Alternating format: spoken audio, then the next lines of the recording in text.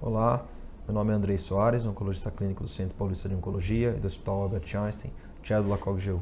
Estou novamente aqui com o Dr. Marcelo Wrokawski, urologista do Hospital Albert Einstein, e hoje nós temos o prazer de contar com o Dr. Álvaro Sarkis, professor livre-docente da Faculdade de Medicina da USP, urologista do ICESP, e o Dr. Robson Ferrinho, coordenador dos serviços de radioterapia do Hospital, do Complexo Hospitalar Beneficência Portuguesa e da parceria BP Mirante Oncoclínicas. Álvaro, Robson, Marcelo, obrigado pela presença.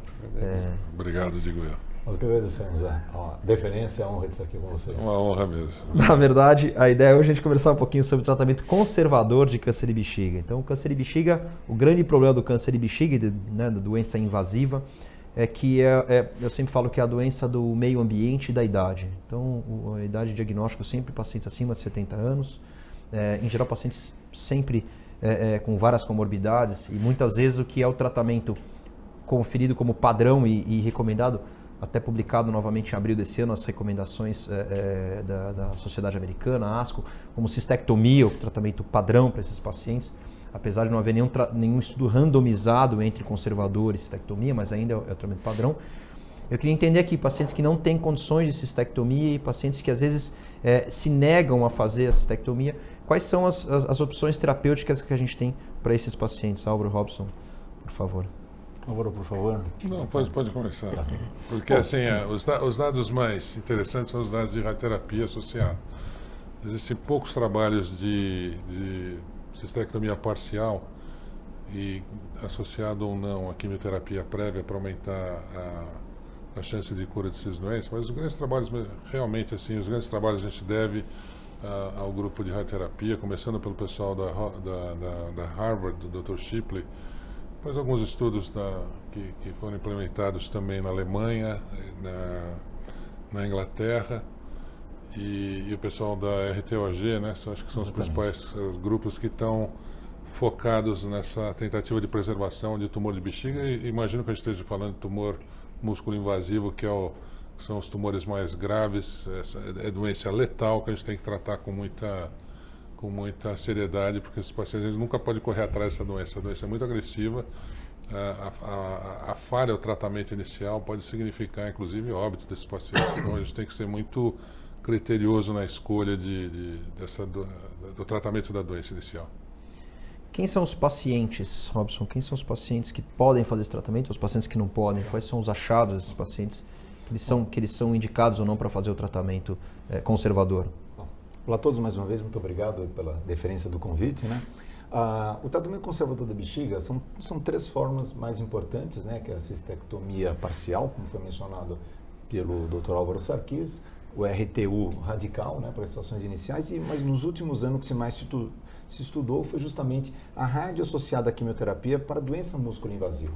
Não só os que não eram clinicamente inoperáveis ou que se recusavam, mas também aqueles que eram candidatos à cistectomia radical. É que, como você bem disse, Andrei, o tratamento padrão é de fato a cistectomia, porque nunca se fez um estudo prospectivo, randomizado, fase 3, para comparar os dois procedimentos. Então, as séries históricas muito tradicionais, a experiência maior é com cistectomia. Para esta estratégia de preservação da bexiga, nós temos 4 grandes grupos, que é a Universidade de Erlangen, na Alemanha, o Mass General, que é a maior experiência, que ainda esse ano publicou a sua atualização da experiência de 475 pacientes, né? O grupos do RTOG, multicêntricos nos Estados Unidos, e o BC 2001, que é o grupo inglês. O que eles mostraram em comum? Em que você fazer uma tentativa de radio e quimioterapia, principalmente no T2, ele traz resultados históricos semelhantes da cistectomia radical. Sobrevida global, em torno de 50%, 57%, chegando no T2 a 67%. Agora, qual que é o candidato ideal, puxando agora o gancho da sua pergunta? Isso foi muito bem explicado, embora uma análise retrospectiva, com o grupo do Mass General. Eles têm hoje publicado 475 pacientes desde 1986 a 2013, com radioquímio com cisplatina. E eles identificaram que o melhor grupo eram os T2, sem hidronefrose e com RTU máxima. Esses pacientes hoje, eles representam a grande porcentagem da inclusão nesse estudo. Hoje, nos últimos anos, 2002 até aqui, 90% dos pacientes se encaixam nessa categoria. Então, o que acontece? Os resultados nos últimos anos, na publicação deles, estão muito melhores para o melhor selecionar. Significa o quê? O T3 ou T4A, que também foram incluídos, não foram bons candidatos. Mostraram também que com da RTU não é máxima, a resposta completa é muito menor, ela cai de 57% para 35%, 40%. Então, esses são os grupos que eu julgo que não é uma heresia você tentar fazer uma preservação da bexiga, mesmo que ele seja clinicamente operável. T2, sem hidronefrose e com RTU máximo. Eu tenho só uma colocação até nos pacientes e em relação à evolução nos últimos anos também, que eles mostraram, bastante interessante. Mas como é que eu considero, então, pacientes com carcinoma in situ? Eles são candidatos ou não? Multifocalidade. Multifocalidade, eventualmente tamanho. 5 centímetros é meio um número cabalístico, talvez, ou não, mas assim, 5 centímetros. E, por último, linfonodo. E pegando o gancho do estudo bastante interessante, que mostrou realmente uma melhora na sobrevida desses pacientes conforme os tempos atuais. Provavelmente também a radioterapia teve uma evolução aí nos últimos anos que contribuiu para isso. Sim, né? não tenha dúvida. Hoje você tem um controle melhor no depósito da radiação, principalmente com IGRT, para ver onde que está indo a movimentação da bexiga, né? Você não perder alvo, e também tem uma capacidade de entrega de dose com MRT que é muito mais concentrada. Então eu não tenho dúvida que isso também contribuiu para se melhorar esse resultado. Para eu ter uma ideia, nessa aplicação que é do Giacconi, que é na European Urology, a taxa de resposta completa nesse grupo paciente chegou em 90%. E olha que o algoritmo do Mass General é diferente do Erlang. O algoritmo do Mass General, ele faz a cisplatina junto com a rádio até 40 graus. Aí faz uma cistoscopia. Se desapareceu o tumor, eles continuam até o final, até chegar a 60 graus. Se não teve resposta completa, ele já vai para a cistectomia. E mesmo assim, com uma dose parcial de rádio de 40 graus, está chegando em 90% já nessa fase de emissão completa. Então, eu acho que a grande mensagem é que, a cistectomia radical ainda ela é um tratamento padrão, mas não é uma heresia você tentar preservar uma bexiga. Por quê? Não é uma heresia? Porque os estudos, os 4 grandes mostram também que esses pacientes são resgatáveis quando eles têm uma recaída com a cirurgia e com uma taxa de sobrevida muito boa. Então, se a gente comparar hoje, não tem estudo randomizado, infelizmente, eu nem acredito que vai ter, porque o paciente ele tem que ser sorteado. Olha, você vai para uma cistectomia radical ou com rádio e quimioterapia, isso acontece também com próstata. É muito difícil você fazer esse estudo. Eu acho que teria que partir de uma grande universidade ou de locais onde você não tem viés de escolha, tudo, e você possa realmente randomizar os pacientes. Mas eles mostram que o resgate trouxe de volta esses pacientes com uma taxa de sobrevida semelhante. Se a gente pegar os 3 grupos de cistectomia, que é o da Universidade do Sudeste da Califórnia, do SOG e do Memório, a sobrevida global de todos os grupos bate em 50%.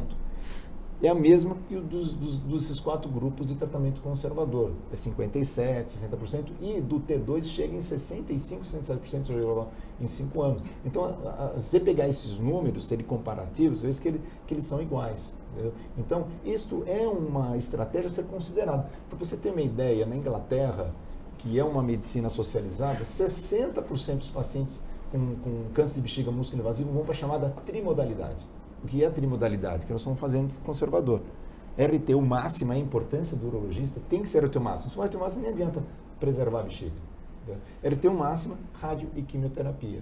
E 60% desses pacientes são tratados dessa forma na Inglaterra, deixando a cistectomia como resgate. Álvaro, desculpa, quer falar alguma coisa? Não, eu ia comentar, mas por favor. Não, nós temos vários urologistas que nos assistem e acho que seria interessante, se você puder, uma dica prática de como é a técnica para se atingir a RTU máxima.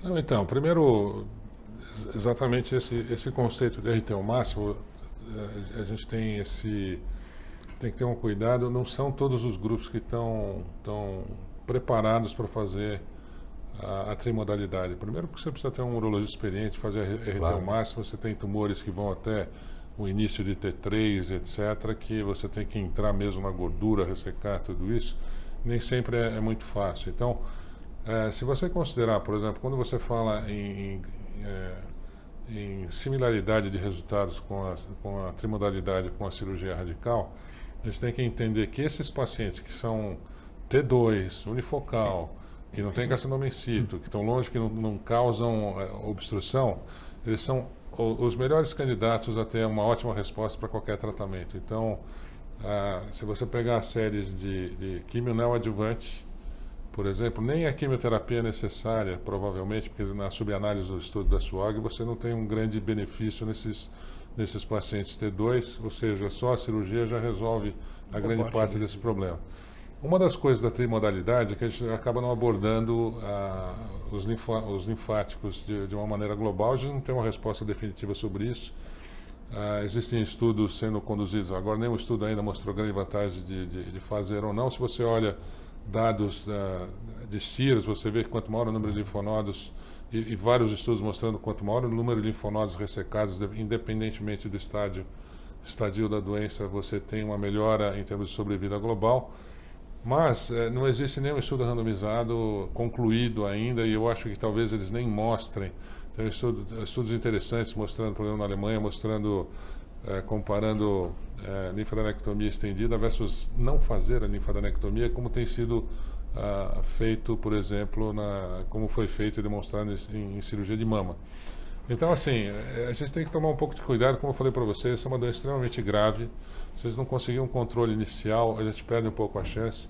Um dos cuidados que a gente tem que ter a médio prazo, por exemplo, se você faz o tratamento trimodal e a coisa não dá certo, você vê que você tem 30%, 40% de chance, quando você faz o resgate cirúrgico e ainda assim você acompanha esses doentes muito de perto, você tem bons resultados no resgate cirúrgico, você tem que entender que limita muito, por exemplo, uma reconstrução ortotópica nesses pacientes. Então a gente tem que isso tudo tem que ser levado em conta junto com o paciente de início, porque um paciente muito jovem que quer realmente manter a bexiga, quando ele tiver o tratamento definitivo, que precisar de cirurgia, ele vai querer também fazer a reconstrução local.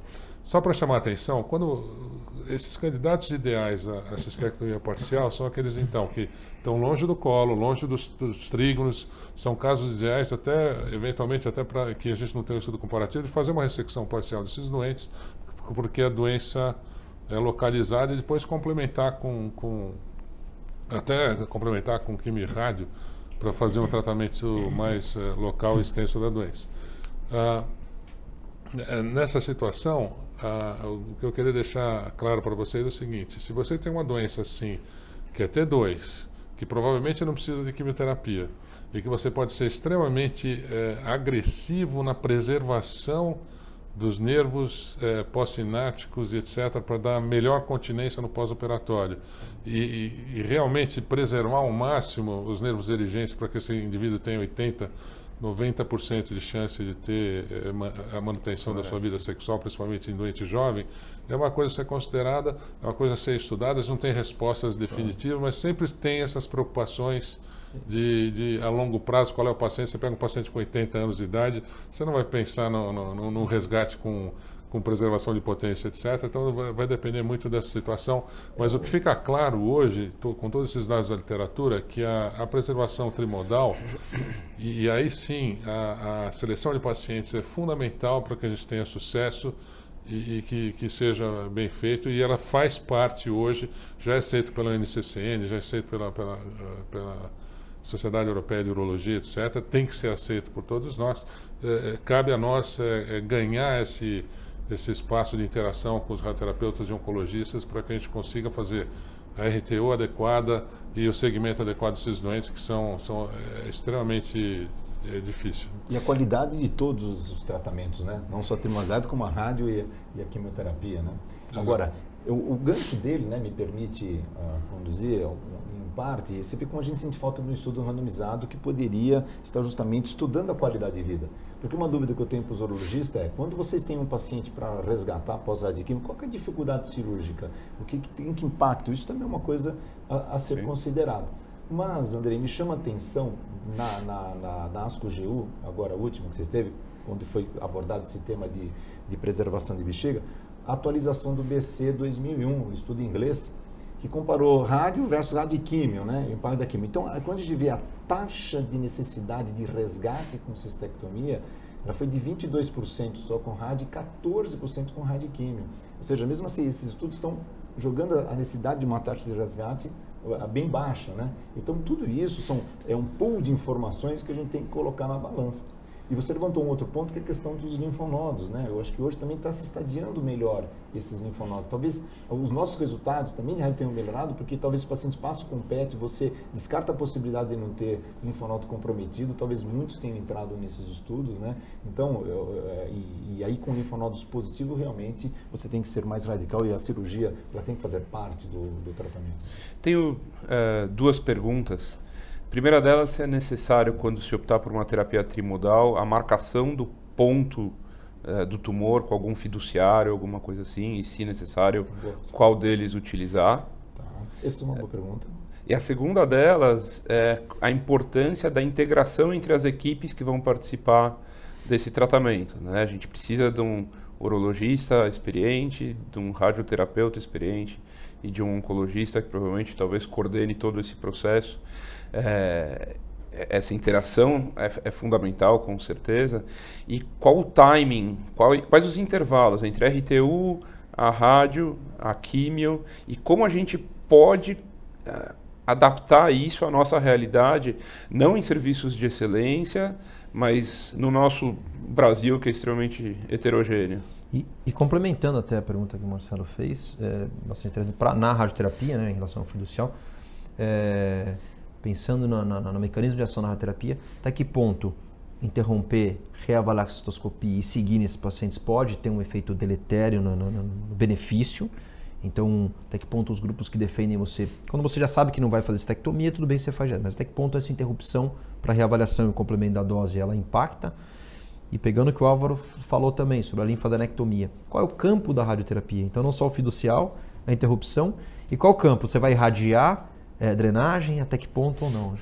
Vamos por vezes, né? Vamos fazer uma listagem de perguntas. Então, primeira delas, fiducial. A primeira delas é todo o teu campo, como sem fiducial. Depois é o Brasil. O fiducial depende muito do protocolo que o paciente está inserido, né? Porque todos os protocolos de preservação de laringe, exceto o inglês, que foi opcional incluir toda a bexiga ou parcial. Ele permitiu essas duas opções, mas a grande maioria se irradia toda a bexiga vazia. Isso é preconizado, inclusive, pelos canadenses. Então, isso tem pouca importância. No Brasil, a maior parte das vezes que a gente põe um paciente para preservação de bexiga com radioquimioterapia, a primeira etapa é a irradiação de toda a bexiga e as drenagens linfáticas até transições L4 e L5 para pegar o quê? Os ilíquos comuns, ilíquos externos e internos e obturadores. Tá? Essa é a primeira fase com os 40 graus. E depois vai por um complemento de dose apenas em toda a bexiga até o final. No complemento de dose, alguns grupos enchem a bexiga e faz só parcial onde tinha o tumor. Isso é extremamente complexo. Hoje você tem que ter um sistema de imagem muito bem feito, com Conibin CT, por exemplo, que é uma tomografia que você faz na área para realizar isso. Mas ela é eminentemente opcional. Nenhum estudo mostrou que isso é obrigatório, tanto que o inglês foi opcional. E grande parte do Megênio tratou toda a bexiga. Então, hoje, o padrão é receber 60 grays em toda a bexiga na segunda fase. E nós fazemos no Brasil muito parecido com o Erlang. A gente não para do meio do caminho para uma reavaliação para cistoscopia. A gente vai até o final, entendeu? Para você fazer isso, realmente, você tem que ter uma integração ainda muito maior, com time, tudo, para não atrasar o tratamento, não ter uma interrupção, etc. Então, no Brasil hoje, com certeza, toda vez que eu fiz uma preservação de bexiga nesse sentido, foi até o final, aí depois ela ser reavaliada, entendeu?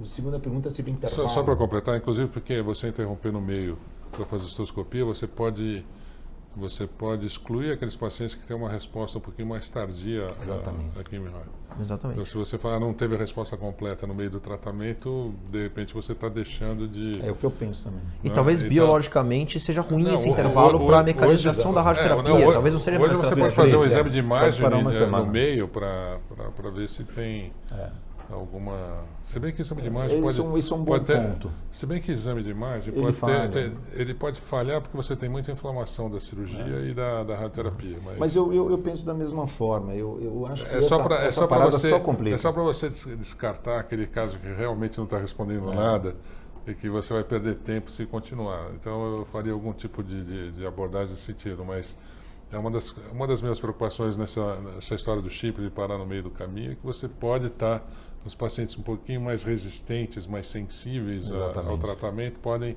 deixar de se beneficiar com o tratamento de preservação. Concordo plenamente. No teu planejamento muda alguma coisa? A fração diária, quando você vai planejar parar ou fazer o tratamento como um todo, ou não? Você consegue definir isso se eventualmente você tem dúvidas, o paciente está indo mal? O que mais se utiliza de protocolos é de 1,8 grays por dia. Independente se você for parar com 40 grays. Exatamente. O único grupo que permitiu um hipofracionamento, que chegou a 2,75, ele permitiu como opção, que eu acho que isso é uma falha de estudo, foi o inglês, o DC 2001, ele permitiu, que é o que usa 5-FU e mitomicina C. Ele permitiu que você pudesse fazer o hipofracionamento.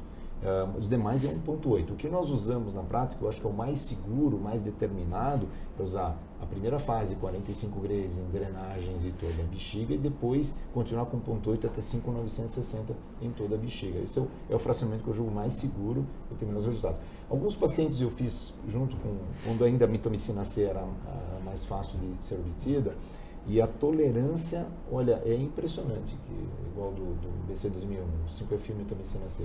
Paciente, muitos com MRT e mais associação, passam muitas vezes sem ter sintomas. Né? Só complementar uma coisa, tem pacientes que realmente você não pode fazer radioterapia complementar, ou porque tem doença no reto, né? Retocolite ulcerativa, etc., ou porque já receberam radioterapia pélvica. Então, esses pacientes, a gente tem tido experiências iniciais de fazer pacientes que não têm muita condição cirúrgica, que seriam candidatos ideais para fazer uma preservação sem cirurgia. A gente tem feito, principalmente nesses casos, são ótimos candidatos à trimodalidade, a gente tem feito nessas situações, pacientes irradiados antes, uma abordagem muito pequena, com incisão muito pequena. Você faz uma cirurgia totalmente extraperitoneal, e para não ter as complicações e a grande morbidade decorrente da derivação urinária, você simplesmente retira, isola todo aquele envelope peritoneal e faz um cano de espingarda dos dois uretérios para não ter nenhuma anastomose. E esses pacientes acabam ficando com duplo J. Os pacientes se recuperam como se tivesse feito uma prostatectomia radical. Então, essa também é uma alternativa para esses pacientes muito mórbidos, com bastante idade, e que você realmente não pensa em fazer uma reconstrução com uma derivação continente ortotópica. Álvaro, a gente falou bastante de trimodalidade, um pouquinho de cistectomia parcial. Qual é a sua opinião para tratamento em tumor de divertículo? Bom, tumor de divertículo é sempre um problema que você nunca consegue ressecar propriamente, né? Se for muito superficial, sim, né? Eu já tive pacientes com tumor de divertículo que infiltraram para fora do divertículo e acabaram pegando o ureter e se adentrando. Quer dizer, depende da extensão de infiltração. Tumor de divertículo, ressecção parcial, essa é uma das indicações. Você tem um tumor de divertículo, você pode pensar em fazer para ter um bom controle, inclusive da extensão, fazer remoção em conjunto da gordura, fazer uma cistectomia parcial.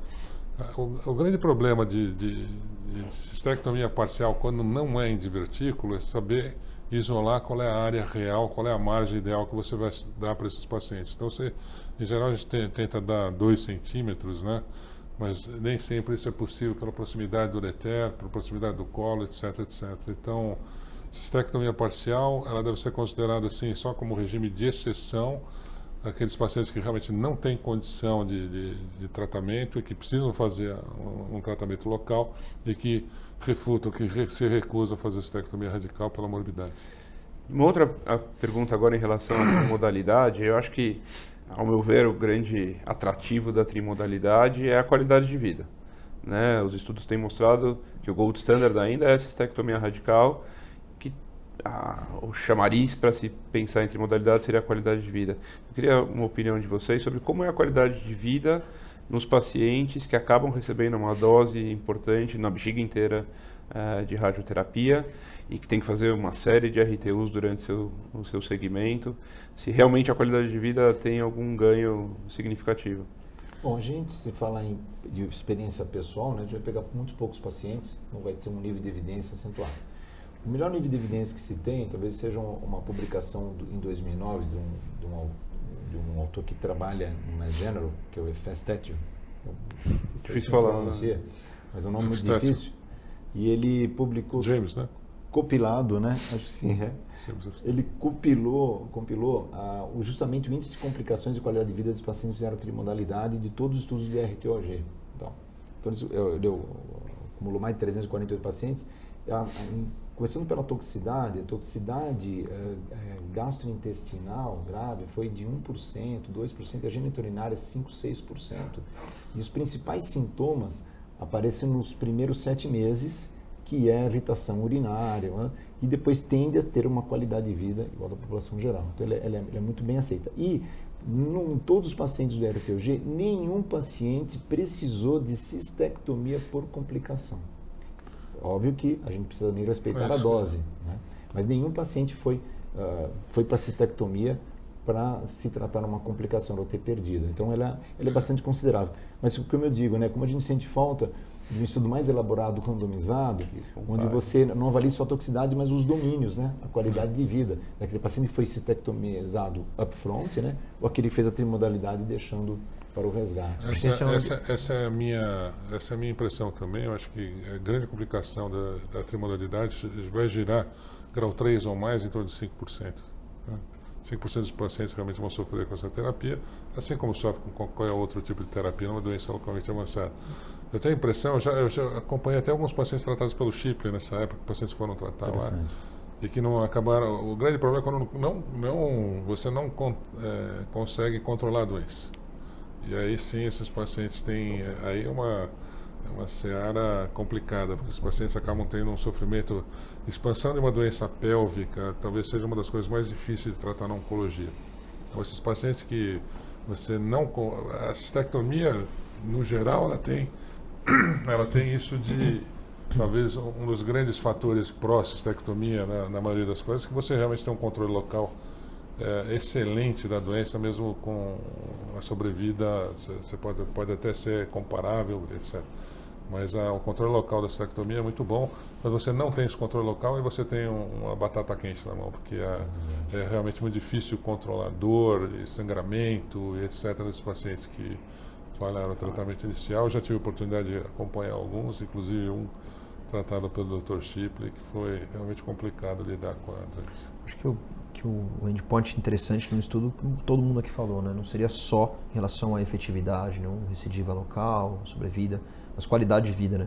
Acho que talvez fosse um grande diferencial para a gente poder escolher um tratamento ou outro, eventualmente. A qualidade de vida para esses pacientes, a escolha do paciente, em termos de qualidade de vida, seria uma análise muito interessante e um endpoint talvez com um certo peso nos estudos. Acho que esse seria bastante importante.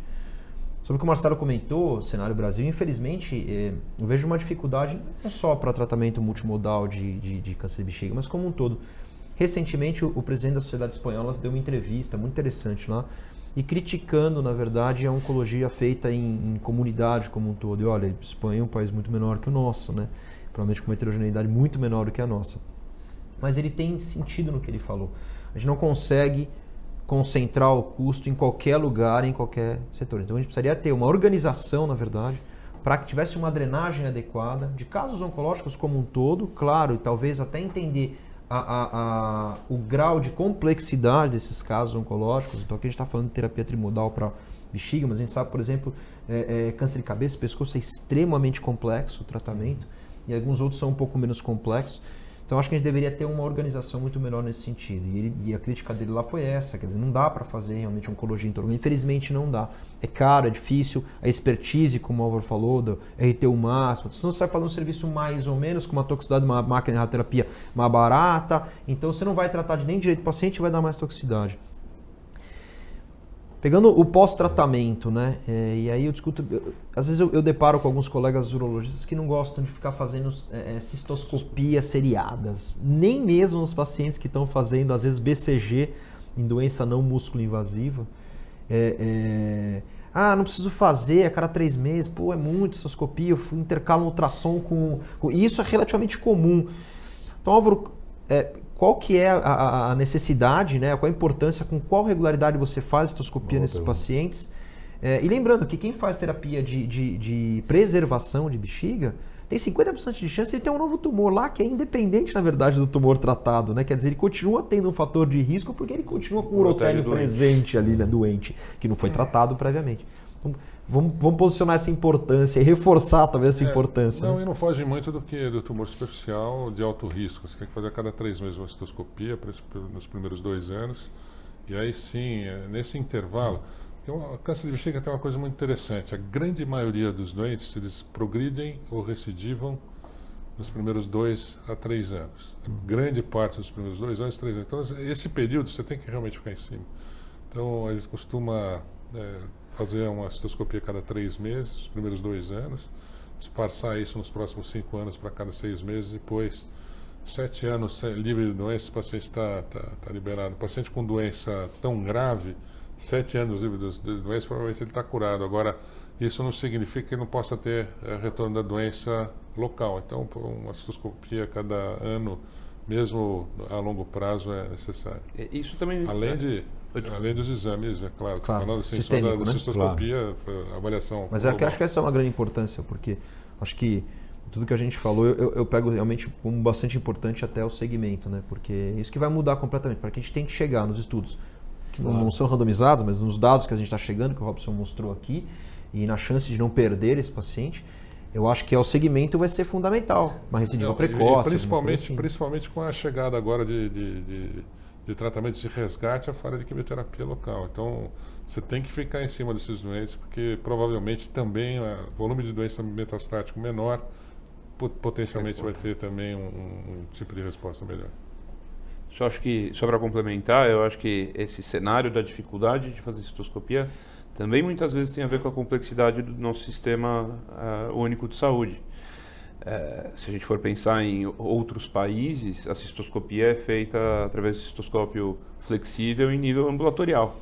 Né? O paciente chega, faz cistoscopia, vai embora como se fosse uma consulta.